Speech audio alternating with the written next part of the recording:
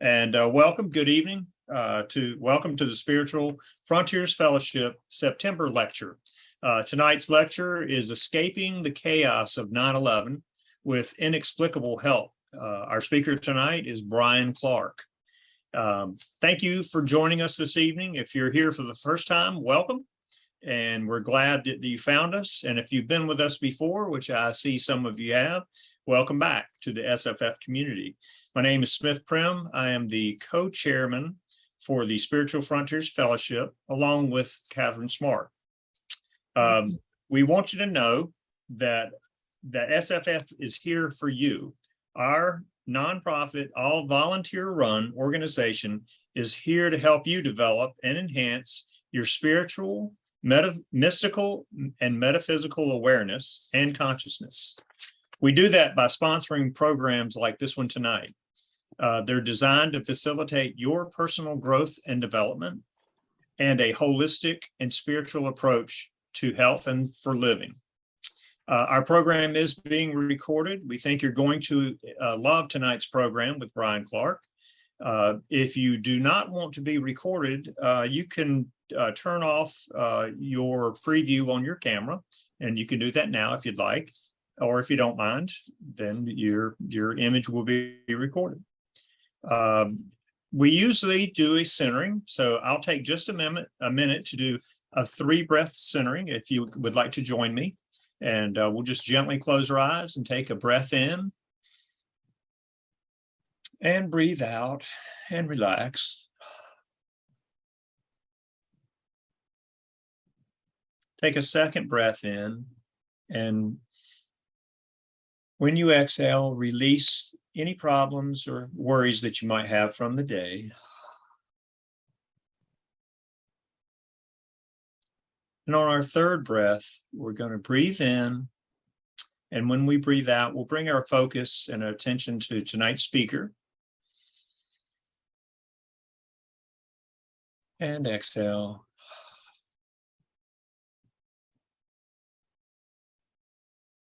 And when you're ready, you can rejoin us with your attention. So I am honored tonight to introduce our speaker, Brian Clark.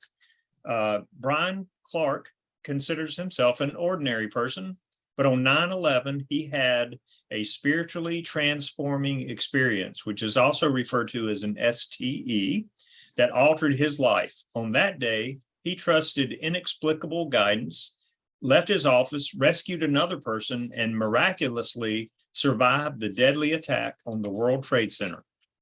Brian was on the 84th floor of the World Trade Center's South Tower when the second hijacked airplane slammed into Building 6, or 6 floors below him. Several times during his descent down the stairs, Brian felt the presence of spiritual encouragement and experienced moments that he describes as miraculous and inexplicable. Tonight, Brian will talk about his spiritually transforming experience known as the STE, when he trusted his intuition in a way that resulted in him surviving the 9/11 attack that day. So we hope tonight's program will help inspire your life's purpose, path, and direction, and that you will find greater peace. So personally, I can't wait to hear Brian's talk.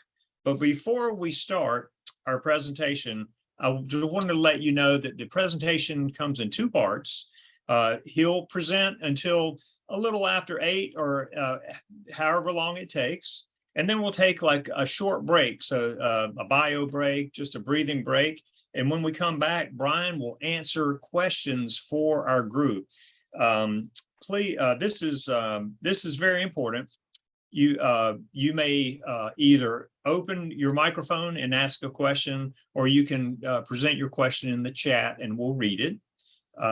This question and answer ability is only available in our live meetings. It will not be included in the posted recording that we put on YouTube.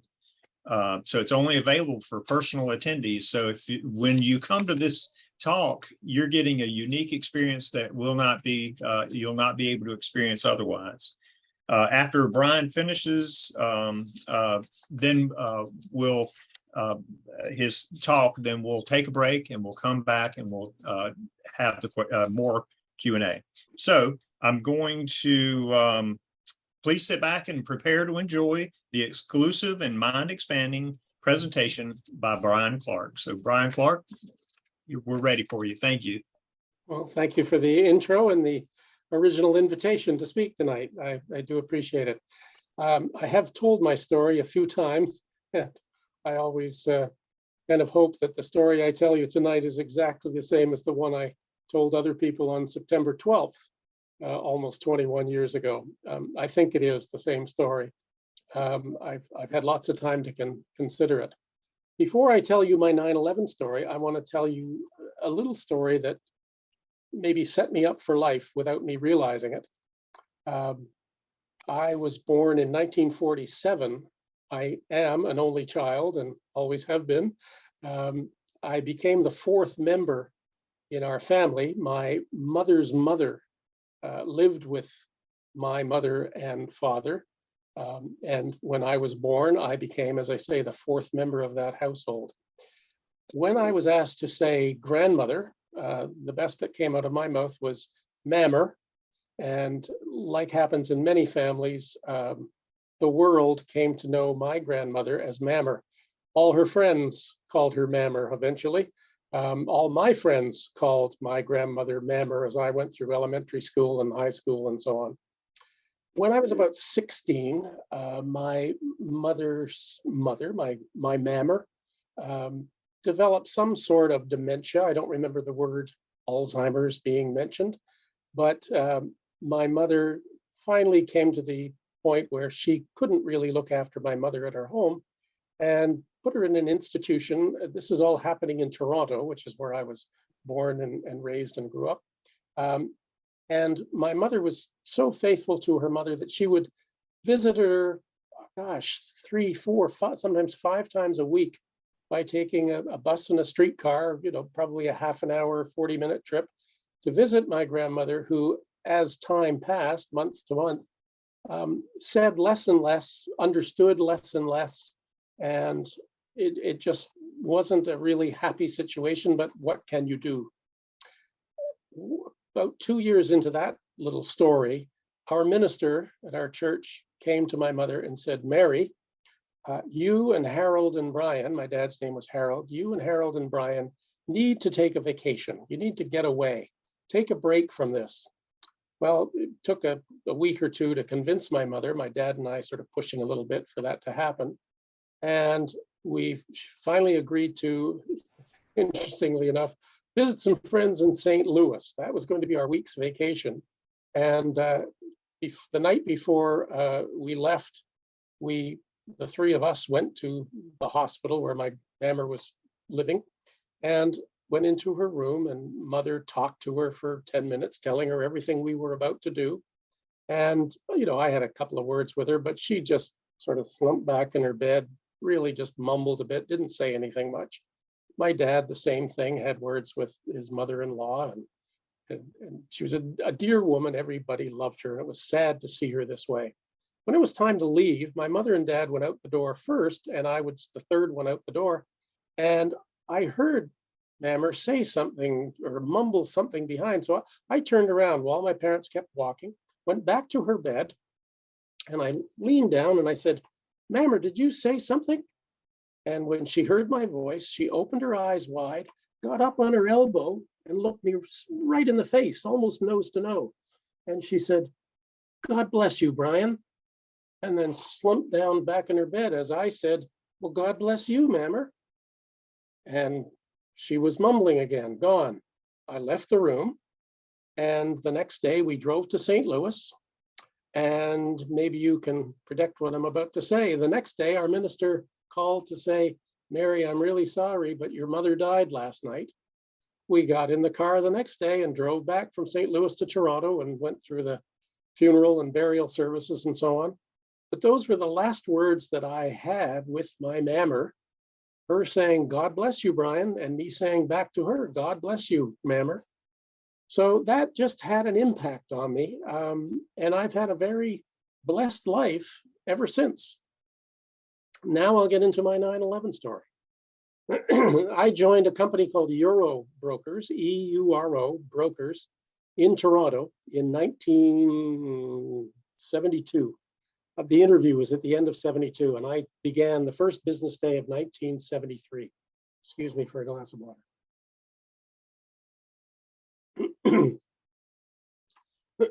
Euro Brokers was a small brokerage firm, an interbank deposit broker. I was the 10th employee in Toronto, beginning, as I say, in early 73. A year and a half later, it was decided we're going to move to New York City. Well, I guess it was a year later it was decided. It took us 6 months to go back and forth to 10 employees to find housing and so on. My wife and I bought a house in April or May of 1974, and the whole company moved to the World Trade Center in July of 74. Diane and I moved to a home in Mahwah, New Jersey, which is a northwestern suburb, bedroom community of Manhattan in northern New Jersey. I commuted daily, took me about an hour and 15 minutes each way, each day. I would drive about 10 minutes to a train station, get on a train, take the train to Hoboken, New Jersey, get on a subway train that went under the river called the PATH train, Port Authority Trans-Hudson, PATH, which would take me from Hoboken, a little bit south in New Jersey, and then under the river into the bowels of the World Trade Center. I would go up a long escalator to get to just sub-ground level. And it was a 16-acre site, lots of indoor shopping where I'd come out of this long escalator, find my way to our building, to World Trade Center, the southern of the two towers, get on an express elevator that it would shoot me up to the 78th floor. The building had two sky lobbies, one on the 78th floor, one on the 44th floor, where you would change from express elevators to local elevators to get to your floor. So with us on the 84th floor, it was express to 78, cross the hallway, get on a local elevator to 84. I would arrive each day at about 7:15. Every day for years, this is what would happen. On 9/11, normal day. Our building was on this 16-acre site, and I want to give you a little geography of how our tower sat on those 16 acres. If you can imagine a 3x3 grid, Tower 1, the North Tower, put that in box number 1. If you're thinking of Sudoku or tic-tac-toe, just number those boxes across the top: 1, 2, 3, and 4, 5, 6, 7, 8, 9. So the North Tower was in box 1, the South Tower in box 2. My personal office was on the southwest corner of Building 2. Building 2 put that in box number 8. So it's offset from the North Tower, but not on a 45-degree angle, a stronger angle than that, picturing box 1 and box 8 as the two towers.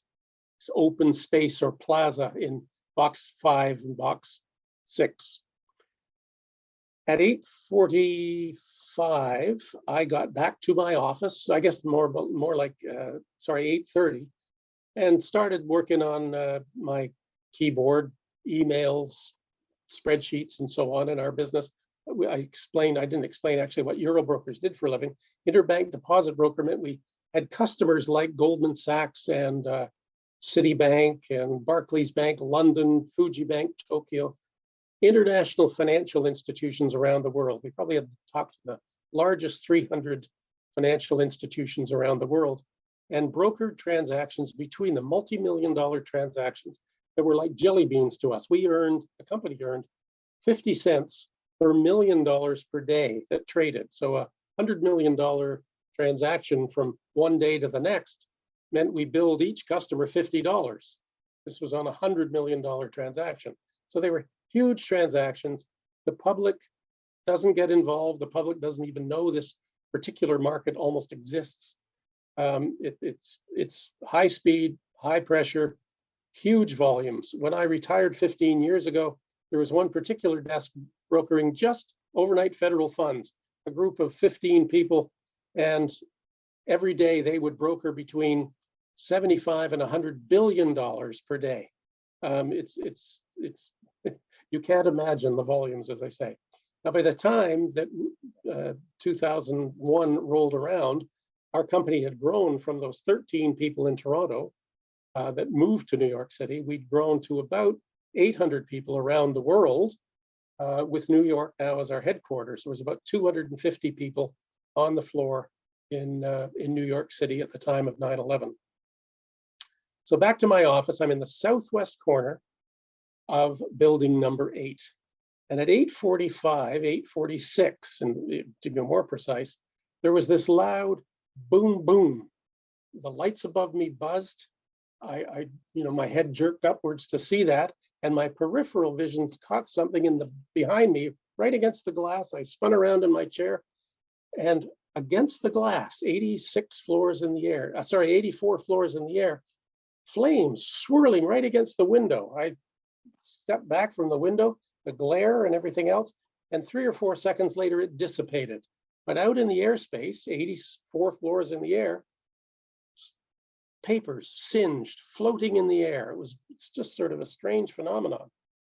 I didn't know what had happened, but what I thought had happened incorrectly was that maybe a welder, a construction worker, a couple of floors up on the 86th floor, maybe he'd hit a gas line and there'd been an explosion and the flames had spilled out of the building.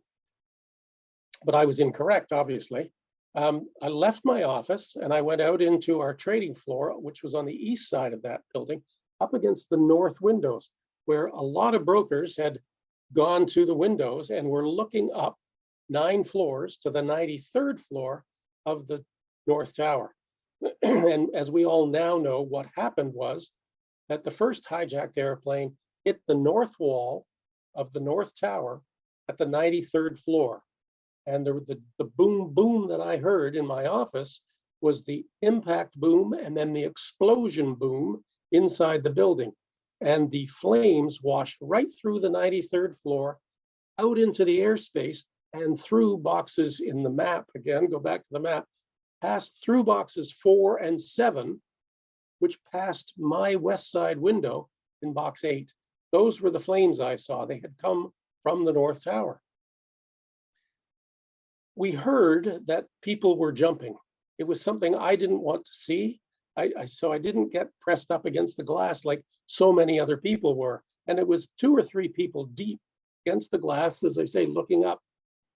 One woman spun around, Susan Polio, a coworker of mine, spun around, came back to me. She said, "Oh, Brian," she said, almost in tears. She said, "People are dying." She had seen somebody jump. I said, "Susan, I know. Come on, let's get you a little more composed."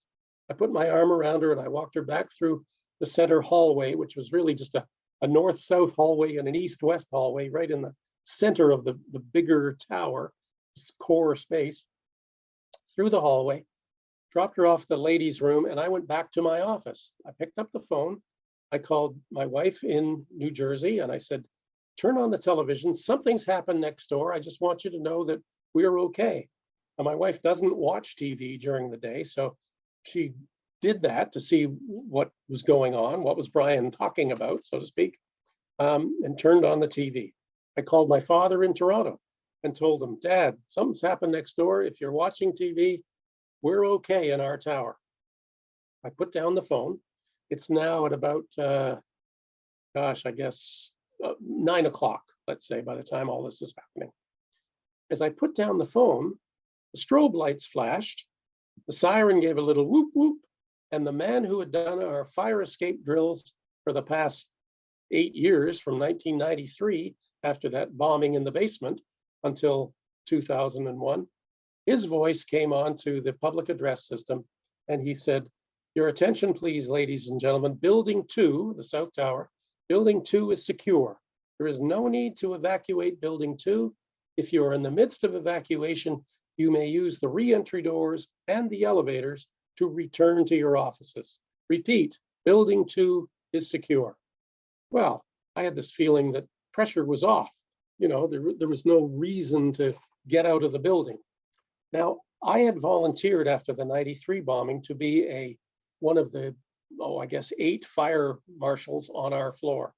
They had asked executives to do it, the concept being that if a senior person is on the fire safety team, and they say stay or they say leave, people are more likely to obey.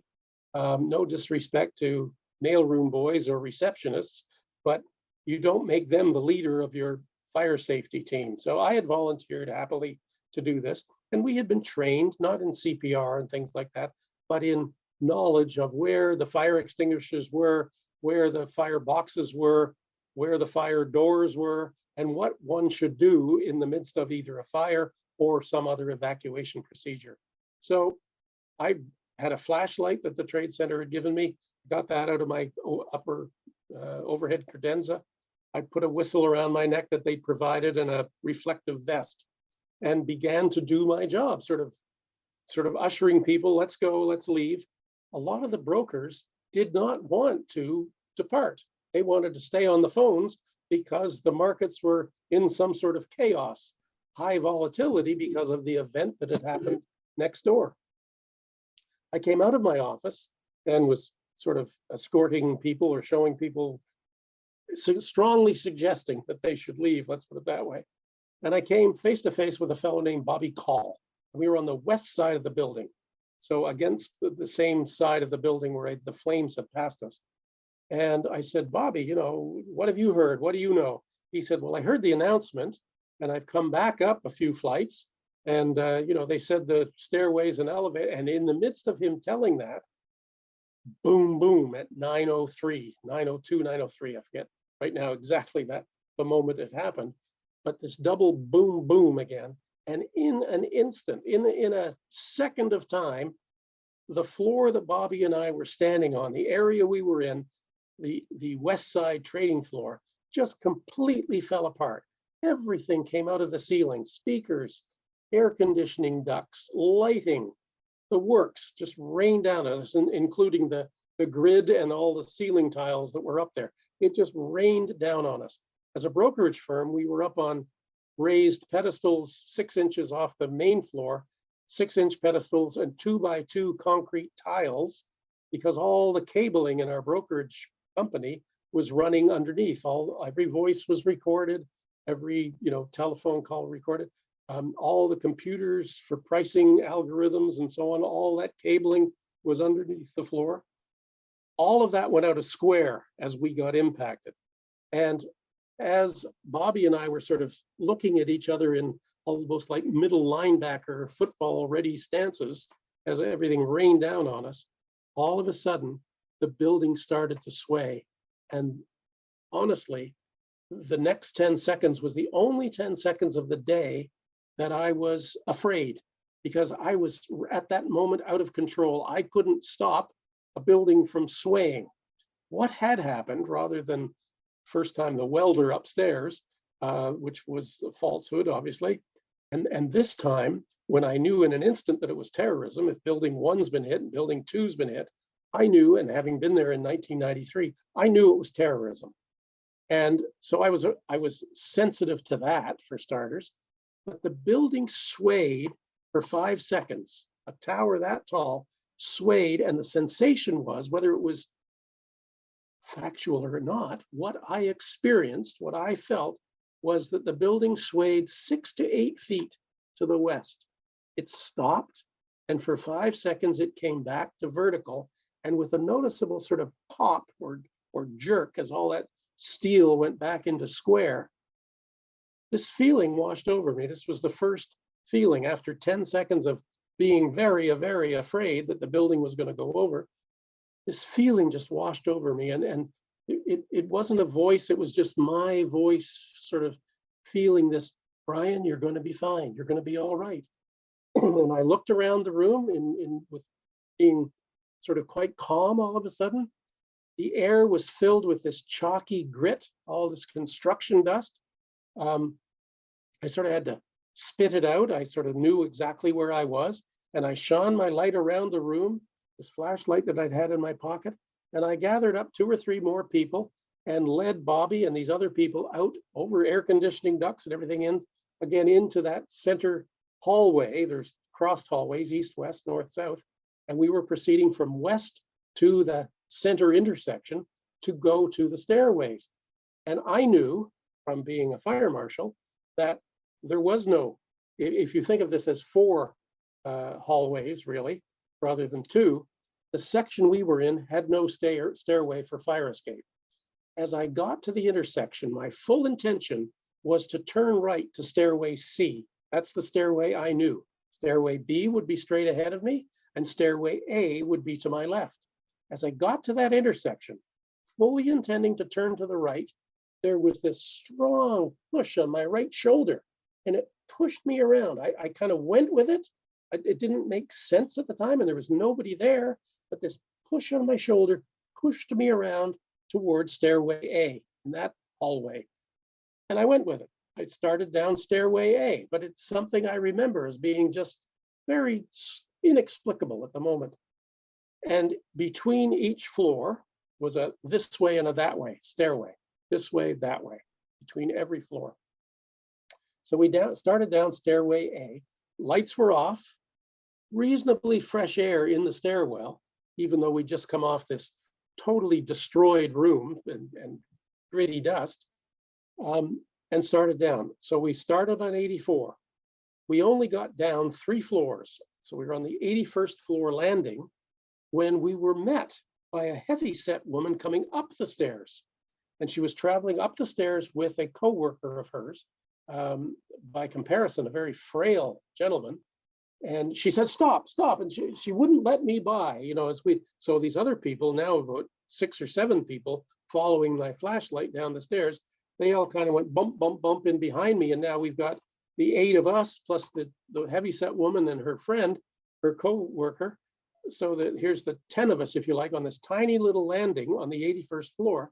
And the debate began. Do we go up? Do we go down? She said, well, there's flames down there, smoke and so on. We got to go higher. She was absolutely certain and trying to convince us all to go higher.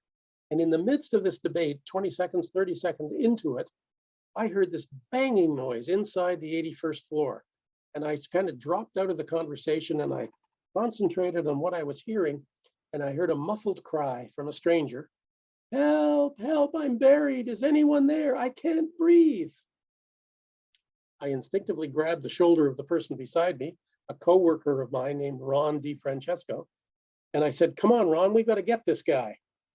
I don't think Ron knew what I was talking about, nor did he, but he didn't hesitate. He didn't know what I'd heard or anything like that, but he came with me. The door frame had blown off the wall. The door was locked, but we could move the door and the door frame a little bit and push the drywall back and sort of slid sideways between the drywall and the door frame onto the 81st floor. And I have this very, very clear memory of my co-workers and the heavyset woman and her friend turning around as Ron and I went in on the 81st floor, turning around, and the leader of that little group was a fellow named Dave Vera, a co-worker. He had a walkie-talkie. He was on our tech team. We put our technology people who did our phones and our computers installations. I talked about the raised floor and all that. He was a techie. We'd had our tech team of about 5 people using walkie-talkies in their day-to-day operations, because one person could be in the phone room hooking up the Morgan Stanley line on the right button, if you like, talking to the broker or the technology guy out on the floor on his walkie-talkie, making sure that the phone line worked, that it was in fact Morgan Stanley and not Lloyd's Bank line, that sort of thing. They just made sure that using their walkie-talkies, they could communicate that distance on our floor. So here's Dave Vera with his walkie-talkie, and he's leading this group up the stairs, including Bobby Call, Kevin York, and Bobby and Kevin I remember seeing them either side of the heavyset lady, each on an elbow, saying, it's okay, lady, we're with you, we can help you. Come on, we're all in this together. And they started up the stairs. All those people died later that day. Ron and I are now in on the 81st floor. My flashlight on and I'm scanning it around the 81st floor. That floor was in a bigger mess than we were. What I didn't know for certain at that point, what had happened to our tower was the second hijacked plane had hit the south wall of our building, but closer to the east side. And as the plane approached the building, it was maybe the pilot thought he was going to miss the building, and he banked the plane. So the right wingtip went up and went through the east side of our floor. I was standing over here on the west side, above, well above the impact. But this wingtip went through the east side of our floor. We had maybe 50 people left on our floor when I started down, and I'm certain those 50 people were killed at that point in time. In total, our company lost 61 people of our 250 employees that day, but about 50 of them would have been killed at that moment with that right wingtip going through our floor. And just by chance, I was standing on the west side because I had been on the northeast corner looking up at what had happened in the North Tower not long before.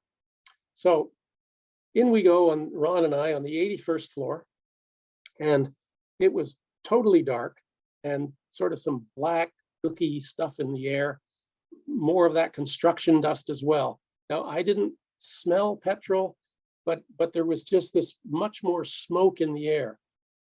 As we got closer to this person, the stranger who's directing me with my flashlight, that's all he could see, was, oh, no, more to your left, oh, go this way. Yeah. So we were stepping over all kinds of debris and desks and filing cabinets and stuff to get to this person. And Ron, right beside me, shoulder to shoulder virtually, he was completely overcome by the smoke on the floor, coughing, sputtering like that right beside me. But around me was this complete bubble of fresh air, almost like a deep sea diver's helmet around me. I was breathing absolutely normally. Fresh air, clean air, no problem, vision or anything. And yet Ron, coughing and sputtering, left the floor. He went back to the stairs and he started up. The fullness of his story is he caught up to those people and they were lying on the floor thinking that better air was near the floor. He himself later told the story. He felt a voice say to him, "Get up." So he got up. He knew he had to see his wife and children, and he went back down the stairs, even though he had been sputtering and this horrible stuff in his lungs. But he eventually did get out of the building just about the time it collapsed a bit later. We'll get to that in my story. So I'm alone now on the 81st floor, and my flashlight's panning about the room. And I finally got to the point where near where the stranger was, by his voice being so close to me. "Can you see my hand? Can you see my hand?" he yells at me. And I could go to the voice down near the floor, and I dropped the light to the floor area. And this stranger had punched a hole in the wall, and he saw these beady eyes behind this hole, and his one arm stretched out, waving up and down. And I moved the light up his arm and into his eyes. And his response at that time was, "Hallelujah," he said, "I've been saved. One thing I've got to know, do you know Jesus Christ?"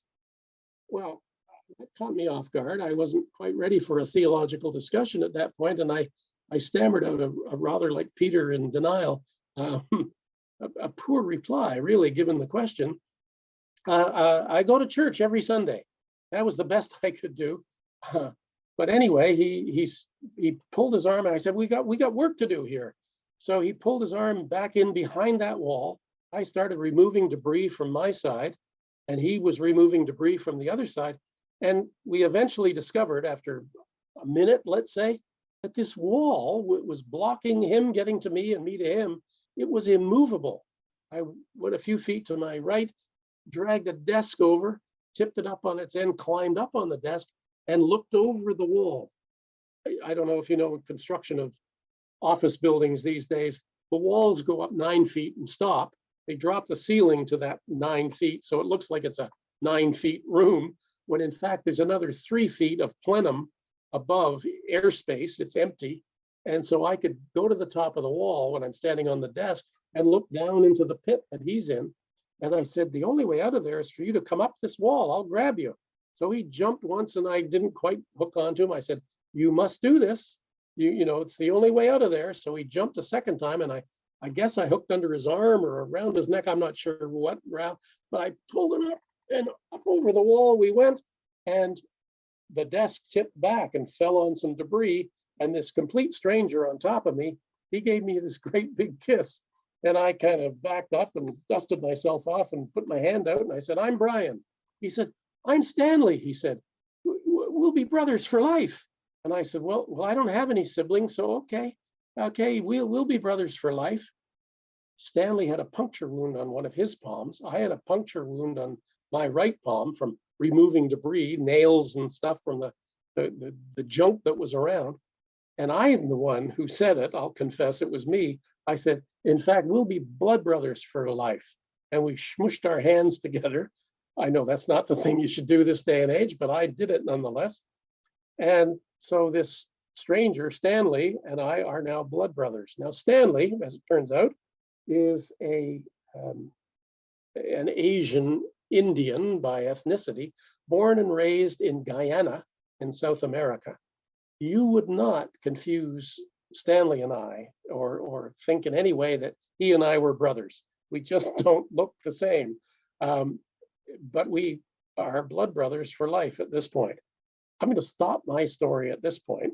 Well, I'll just add one more thing and then come back to this. Stanley and I then, I said, come on, we got to go home. And I, with my flashlight, we made our way back to the stairway and got out onto the 81st floor landing. And of course, we're the only ones there at this point. So now I will stop the story of Stanley and me and tell you what Stanley's story was to that point.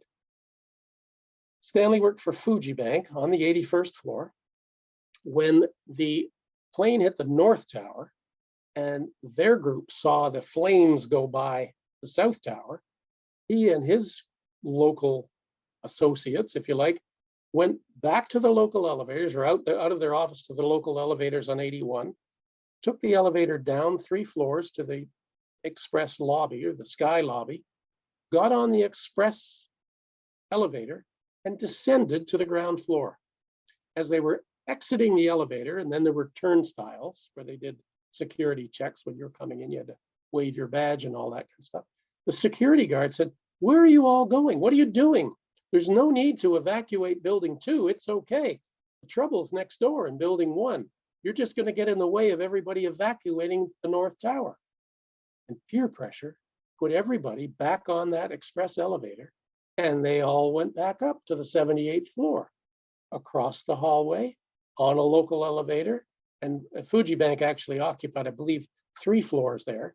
So they got off at 70, 79, 80, and 81. I think those were the 3 floors they had. So as Stanley walked into his office, which happened to be on the south wall of the South Tower, so picture box 8, but on the south wall, the phone was ringing. He picked up the phone. It was a woman in their Chicago office calling to say, oh, Stanley, he said, we didn't want anybody to answer the phone. We wanted to make sure everybody left the building. Well, no, Stanley said, they've told us we're okay, that there's nothing wrong with our building. We're supposed to stay here. And as he's talking to this woman, she's starting to tell him about an airplane that's hit the North Tower. He's looking out over New York Harbor and he sees the second plane coming. So he's not sure that's going to hit the building. He's not even thinking that's possible at that point in time. But as she's describing what happened in the North Tower, that plane banked out over the harbor and started coming directly at Stanley. He's looking out the south windows as that plane gets bigger and bigger in his view. And at the last moment, he realized the plane's going to hit their building. He dove under his desk. He's a deeply religious fellow. His Bible was open on his desk. And he said, Lord, I'm in your hands. He dove under the desk. Boom, boom, that double explosion again. As the right wingtip went through the east side of his office, fortunately, he was slightly to the west above the left wingtip. And when he came out, deafened at this point from the explosion in his office, he realized that the only thing standing in the area was his desk with the Bible on it. Everything else was basically demolished. So he got out from under that desk, and as he described it, he swam through debris to get down to that, near that stairway A, which was going to be his exit. But he got stopped by that wall. And that's when he started yelling, because he could see my flashlight out in the stairwell. And because the door frame had blown off the wall, he could see the light that I had as I was shining it into people's faces about the debate, whether to go up or down. That's when he yelled, "Help, help, I'm buried," because he was caught in that debris in that little room. It had all collapsed on him. So that was Stanley's story. So you think of the other people from Fuji Bank, sadly, who unnecessarily died because they went back up. Stanley was the only survivor of his group of people that reascended, if you like, work that day. So now Stanley and I are on the 81st floor landing. I shone the light down the stairs. I saw some smoke coming up, but I didn't see the flames that the lady was talking about. So we took that fateful first step, which then said, okay, let's keep going. And we started down the stairs. We went to 80, 79, and then to 78, the sky lobby level. And at that point, the walls were cracked and there were flames sort of flicking up through the cracks. Not a roaring inferno at all, but we continued on down. There was nobody in the stairwell. There were 17 minutes between the two buildings getting hit, and most of the people in our building had evacuated. So the stairwells weren't jammed. Yes, there were still people in our tower that didn't ascend, or descend rather, but most of the people in our tower left after the first plane hit next door. And in fact, if we had 250 people, on our floor on a daily basis at that time of day, and we only lost 61 people in total, and my estimate is about 50 of them were on our floor, you can see that a lot of people, or whatever the math is, 190 people roughly, evacuated our office and lived to see another day. So on the 78th floor, as I say, the flames are licking through the wall. We kept going. I don't remember it being hot or too much obstruction, but then a little bit below, there was a lot of debris in the stairs, and we had to dig through a lot of debris. Down about the 74th floor, we finally broke into what I consider to be roughly normal conditions. I sensed, well, the lights were certainly on all of a sudden on that floor, but there was some fresher air coming from down below. Down, down, down, down. When we got to the 68th floor, we passed the only other person, other than the heavyset woman and her friend we did see in the stairway. The only other person that Stanley and I saw in the stairway was a coworker of mine, Jose Marrero. And Jose was walking up the stairs. Jose was, gosh, age-wise would have been mid-30s, 32, 35, carrying a walkie-talkie. He was on our tech staff. And I said, Jose, where are you going? What are you doing? He says, well, I can hear Dave Vera up above on the walkie-talkie. He's helping people. I'm going up to help him. I said, well, I'm getting this fellow from Fuji Bank out. Now, Stanley was in minor rough shape. His clothing was a bit torn and everything from coming over the wall, and he had a lot of ash on him, that sort of thing, because he was closer to where the plane had hit. I said, I guess it was my excuse at the time, although I didn't realize it. I'm getting this fellow from Fuji Bank out. He said, well, it's okay. I'll be fine. And up Jose went, my hero, to help his friend Dave upstairs and just help other people in general. So Stanley and I continued on down, down, down. When we got to what was the next event for us, the 44th floor was the next sky lobby. We went in on that sky lobby to see if there was any information. But Stanley started to tell me about the airplane that hit his floor, that I then understood what had happened better and better. The lower of the two sky lobbies, the hallway runs a full 208 feet down the center of that core. And in the middle was a security desk. And when we came out of the stairs, the security guard, wide-eyed, said, do you have telephones? We said, no, we don't have telephones with us. He said, oh, my phones don't work. He said, look, when you get out, he says, telephone, the 911 number and tell them we need a medic and a stretcher and everything. And then he stepped back. He said, I'll stay with this fellow, but we need a medic and a stretcher. And behind his desk was a man with massive head injuries and back injuries. How he got those injuries, how he got to the 44th floor, I have no idea. I said, well, we'll do our best. And back we went to the stairs, down, down, down, down. On the 31st floor, it was a floor we used to occupy. We didn't move, when we moved from Toronto, we didn't move directly to that upper floor. We started on the 31st floor. So I knew it was one of the few re-entry doors. I felt for heat, not knowing what was going on inside the core. No heat. We opened the door. Turns out it was Morgan Stanley's space. We went in, got into their conference room, completely vacated. Stanley and I are the only people on the floor, but into their conference room, I picked up the phone and got dial tone. Rather remarkable. Like the security guard on 44, his phone doesn't work, but on Morgan Stanley's conference room, we get a dial tone. So I called my home in New Jersey, talked to my wife, and I said, look, we're okay. It's now 9:35. That's a time measurement for you. So this is 37 minutes after our plane got, no, I'm saying that wrong. 33 minutes after our building got hit at 9:35. I'm saying we're okay. And there's wonderful news, of course, back in our house. I said, but we got to go. We're getting out of the building. Okay, good. Stanley called his wife. I missed her at her work, but left a message that he was getting out of the building as well. And then I called the 911 emergency number to tell them about the man on 44. The security guard wanted a medic and a stretcher, and the woman said, well, just hold on a sec. I'll let you talk to, I don't know who, EMT or something. Like, click, I'm on hold. So in the conference room, I'm on hold, waiting for somebody else to come on the phone. Wait.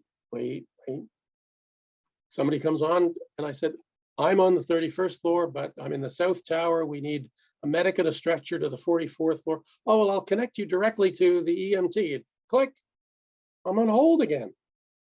Waiting. The third person came on the phone, and I said, I'm only going to tell you this once, and I'm going to hang up the phone. And I gave her the details and so on, and I put the phone down and got out. Now, stepping out of this time slot at the moment, over the next 3 months, I had 3 different visitors from a lawyer with the 911 commission. Sorry, the 9/11 commission, difference between 9/11 and 911. 9/11 commission sent lawyers asking survivors about stories, and I told them my story. In the third visit, what most interested this particular lawyer about my story was my transaction, my event, if you like, on the 31st floor. And she said, would you like to listen to your recording? I said, sure. So she played, and the little computer voice started a time of conversation, or beginning of conversation time, 9:33:30. So I had missed by a minute and a half as to what time I started this conversation. And the conversation with those 3 people, including the pauses and everything else, lasted 3 minutes and 17 seconds.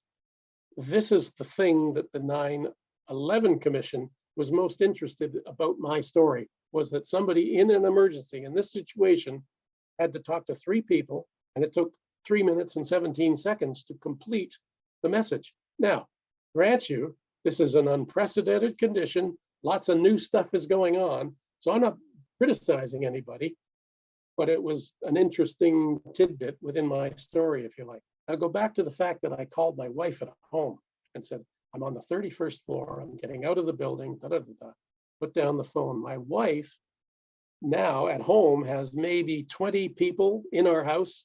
3 of my 4 children were in the area. They had come home.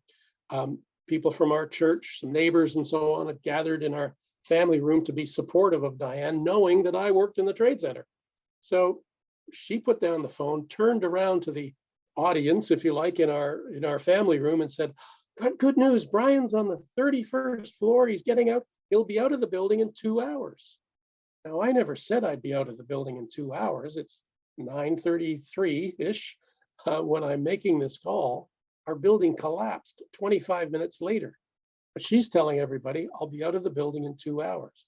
The reason she said that was when we were on the 31st floor, it was in 1993, the bomb in the basement, everybody in the building went to the stairs, and it took 2 hours to get out of the building from the 31st floor.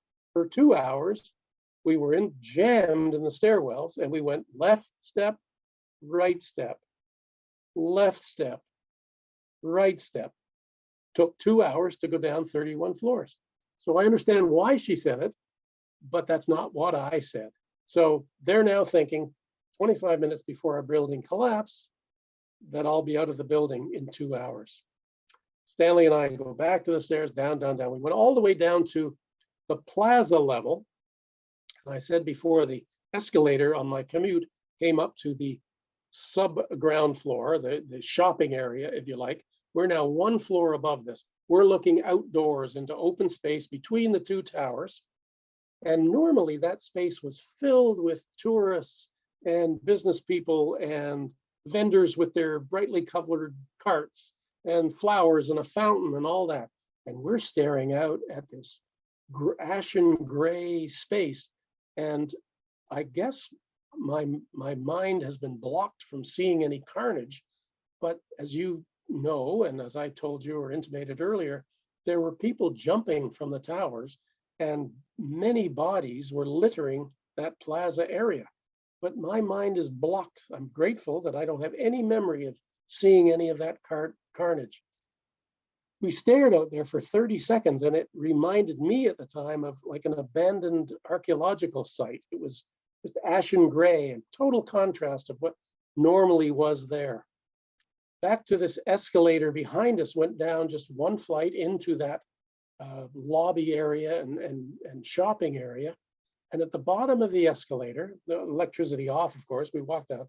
At the bottom of the escalator was a female, either policewoman, firewoman, or security guard. I wish I could remember exactly what it was, or who it was, or what the badge number was, and so on, but I don't have any recollection of that. And she said, "Oh, you can't exit south of the building here, guys. You got to go into the shopping area and exit in the southeast corner of the 16-acre site." We said, "Okay, we know what you're talking about." We went in the revolving doors and casually walking along through the shopping area where firemen are pulling on their gear, their boots, their oxygen tanks, whatever. Nobody in a panic, nobody running, anything like that. We got to the corner of the southeast exit doors. And as we were about to go out the door, a fireman stopped us. "Hey, no, you can't. You're going to go out here, guys. You got to go for it." What are you talking about? "Well, there's lots of debris falling from above." And he says, you just got to run. I said, "Well, can I look up and see?" No, just go for it." Well, I couldn't do that. He sort of disappeared and I opened the door a crack and I went out and I looked up and I said, "Stanley, I don't see anything. Are you ready?" And he said, "I'm ready." I said, "All right, let's go." And we ran, jumping over all kinds of fire equipment, hoses, trucks, bits and pieces, and of course, a lot of debris that had fallen. We ran for a block and a half, and I finally ran out of gas running south from the Trade Center site. Finally ran out of gas outside a delicatessen, and I said, "We, the two of us, we've just come down 80 some odd floors. Do you have any water?" He said, "Yeah, stay right here." And he went back in and came out with a couple of bottles of water, which he passed across to me. He said, wait, stay right here." He went back into his shop, came back out with one of those round breakfast platters, like almost the size of a pizza box, with sweet rolls and melon and everything and the cellophane. He said, "Take this." He says, "Nobody's coming for this today." I said, "Okay." So I start walking down the street carrying this breakfast platter. We went through an alleyway up onto Church Street, which runs behind Trinity Church and to the east side of the World Trade Center site. And we came upon two priests who had come out of the backside of Trinity Church. Trinity Church faces Broadway at the head of Wall Street, but we're on the backside, on the west side of the church. And Stanley broke down and he said to these priests, he said, this man saved my life."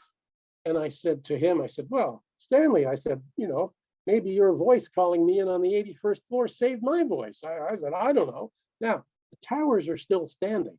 I'm not thinking death or anything like that. My mind wasn't thinking that way. Still in a very objective mode, if you like." And one of the priests said, "Well, let's have a prayer." So the four of us sort of huddled for a prayer in the middle of Church Street. All traffic had been stopped. And then the second priest, after the prayer, said, "Trinity Church is open, if you'd like to go inside." And Stanley and I kind of eyeballed each other. "Well, okay, let's try that." So we walked, the priests went away from us, away from Trinity Church toward the Trade Center site. I'm not I guess they were just curious or something. We're wanting to get the heck out of there. And we got to the south side of Trinity Church, and it's a street that slopes up. So as you walk up this sloping street, the cemetery level's up here. So as you walk up the street, you get gradually above the cemetery. Stanley stopped and he turned more than 90 degrees around, right beside Alexander Hamilton's gravesite. He grabbed onto the railing of the church cemetery, or on the outside now, and he said, "I think that tower could come down." And as we looked back at the towers, we could only see the Tower 2 in box 8, and it blocked our view of the North Tower in box 1, if you like. So we were well southeast of the Trade Center site. And as Stanley said that, and I said, no, come on, that's a steel structure. That's just carpets and furniture burning. And in the midst of that sentence, it's like there's this little wiggle at the top of the towers, and then boom, boom, boom, floor upon floor, just pancaked all the way down. The whole thing dissolved in front of us in 8 to 10 seconds. We couldn't see the bottom, I'm going to say, quarter of the North Tower because Trinity Church blocked our view. But Trinity Church also blocked that gush of ashen gray gunk that came out of the towers. It was like a seawall stopping a heavy wave. But the energy of that wave of gray gunk slamming into Trinity Church, all that energy made it explode upward over our heads. And so suddenly Stanley and I were in this huge bubble of fresh air, but we were protected. So we quickly, realizing it was now going to cascade down on us, we ran up to Broadway, maybe 20, 30 yards, turned right and ran down Broadway as this wave crashed down behind us and rolled down Broadway right behind us. As it caught up to our backsides, just at random, we didn't know how far we could run ahead of it. As it was about to, overtake us, we went in through the doors of 42 Broadway, a building I'd never been in before. And crazy things are happening when you're under pressure, because as I went through the revolving doors of 42 Broadway, I was still carrying that breakfast platter. Crazy stuff. However, through the door, I put it up on the little reception desk. It's a tiny lobby. I couldn't have been more than, 25 feet by 25 feet, but one reception desk there. And we were in there with maybe 25 strangers, and we were provided with this sweetness and this freshness, the pastries and the melons and everything. Everybody shared and everybody started telling stories. And that's when Stanley started to tell me more about his history. He gave me his personal business card. He and his wife ran a little, I think it was called Frocks for Tots at home, and clothing for toddlers. And he gave me this personal business card, which I tucked in my shirt, and had his home number and his wife's name and everything else, home address. So it wasn't his Fuji Bank business card that I had. And we talked. As I say, our building came down about 10 a.m., less than an hour after it had been hit. It was the second tower hit, but the first tower to collapse. And we were in 42 Broadway talking for 45 minutes until 11:15. It's very dark outside, and that was when the North Tower collapsed at 10:30. It stood for a much longer time, but we didn't know if that had happened, that the North Tower collapsed. At 11:15, so we've been in there for 45 minutes, we went out the backside of 42 Broadway, out onto Broad Street, which is where the New York Stock Exchange is. And Broad Street was like it was on a winter's day. There was like a half an inch of snow, which was that ash, on the street, but also on parking meters and mailboxes and any abandoned cars and anything else that was there. It was like a winter's day as we walked down the street. And then rather bizarre, and not crowded with people. There was other people walking our way, away from the Trade Center site. And I'm beginning to wonder, well, how do I get to New Jersey, this sort of thing. And very strangely at that moment, Stanley disappeared. And I couldn't explain it for days. He commandeered a guy in a pickup truck. He said, "You take me to Brooklyn." And he jumped in the guy's front seat and they drove off. And I don't know why I didn't see that happen, but I didn't. And almost like Tom Hanks in that movie Castaway, where he's looking for Wilson, the volleyball, and Wilson, I'm doing a Stanley, and then feeling washed over me. Maybe there wasn't a Stanley, I'm in La La Land here, guardian angel stuff, like I've imagined all this. That happened in my brain for a little bit. And then I remembered the business card, and I went in my pocket and I pulled out this real business card. So I knew that there really was a Stanley Premnath, and I could get in touch with him. And, my sanity quickly returned. But now, well, how do I go home? I walked all the way down Broad Street to the end and got on the West Side Highway. No, sorry, the FDR Drive, rather, and started walking north. And as I passed Pier 11, which is on the East River, I heard this man on a bullhorn. Next ferry is for Jersey City. Well, that's not exactly where I wanted to go, but it's in New Jersey. I ran down the pier, verified that that's where this ferry was going. Yep. I jumped on the ferry, and they closed the doors behind me. I was the last person onto that ferry. It pulled away from the dock, chugged down the East River. It went around Battery Park and started chugging in a northwesterly direction across the Hudson River. As we got north enough to be parallel to the Trade Center site, we broke out of the fog, if you like. The wind had been blowing from north to south that day. So everything south of the Trade Center was in cloud, if you like.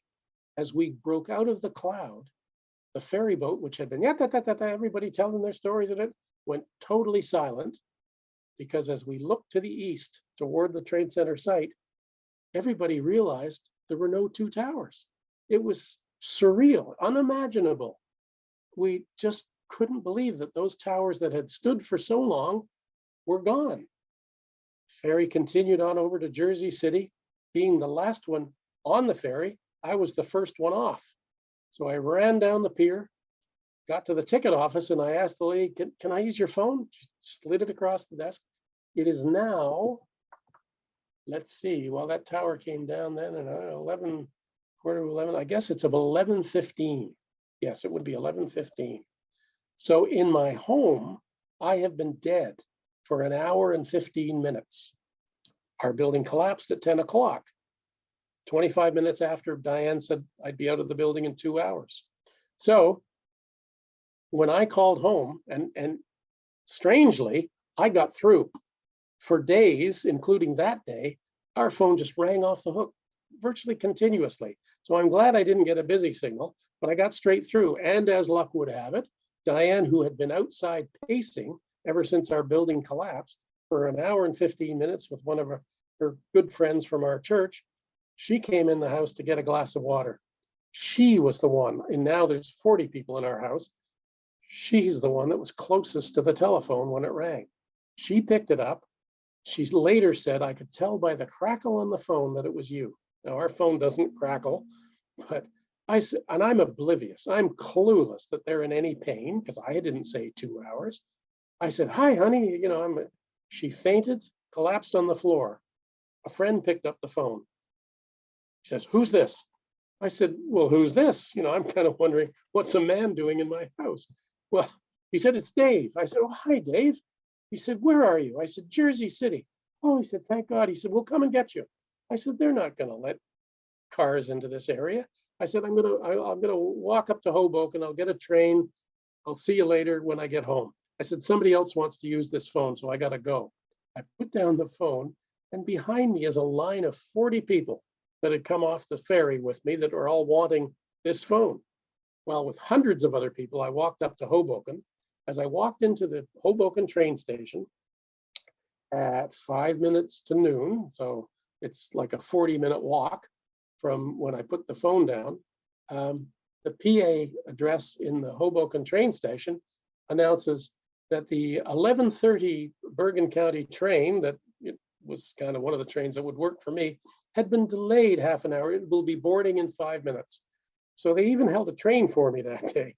I got on this train, it chugged. It was a bit of a milk run, not an express, because they were catering to anybody who wanted to get away from the area. So that was fine. It took a while longer to get up the train line, but that was okay. I got to my car, drove home from the train station. I pulled in home at about 1:15 with horn blaring, our house empty. There was a big love fest on the front lawn. People touching me, not sure that I was real. That was certainly true for Diane. She had quite a time accepting the fact that I was now home and safe and that sort of thing. And some mind games were beginning to play with her. And she had a rough year and a half. She doesn't mind me saying that now. She didn't like hearing that in the first couple of years, but she's okay and realizes that was reality for her at the time.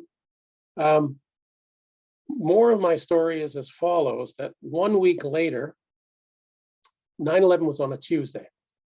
Early on the next Tuesday morning, I was in a dream that was very strange to me. My dream was that I was lying on my bed, on my back, with my head up off the pillow, looking at the foot of my bed. Now, I don't sleep on my back. I always sleep on my right side or my left side. But in this dream, which I think is a sort of a strange thing to dream, that you're lying in your bed, I'm looking at the foot of my bed in my dream, and to the foot of my bed came Jose Marrero. Jose Marrero is the man I passed on the 68th floor walking up. Jose had this most glorious smile on his face. He was a happy guy anyway, but radiant smile, white blousy shirt. I could only see him from the hips up, but it was this sort of gown type thing, I guess. Brilliant white. There's no tunnel of lights, no flashing lights, anything like that, but just Jose with this radiant smile. He didn't say a word. He just leaned forward and nodded at me. And I pointed my finger at him, accusing him. I said, Jose, you're alive. How did you do that? That's amazing. You fooled everybody. He didn't say anything again, but once again, he just leaned forward with his bright smile. And the message he sent me, or rather the message I absorbed without him saying a word, was a very casual, you'll figure it out. And I sort of stared for another second, closed my eyes, shook the cobwebs, and he was gone.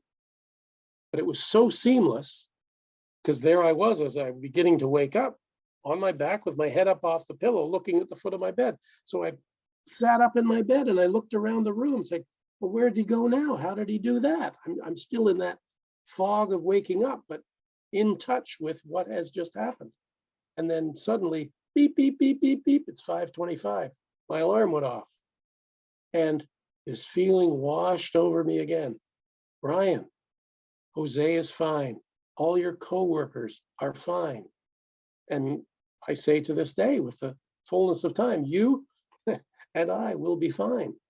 And it's just given me comfort from way back then that as sad as that day was, everything's going to be fine. And I have not had one bad dream. I do not think about 9/11 at all.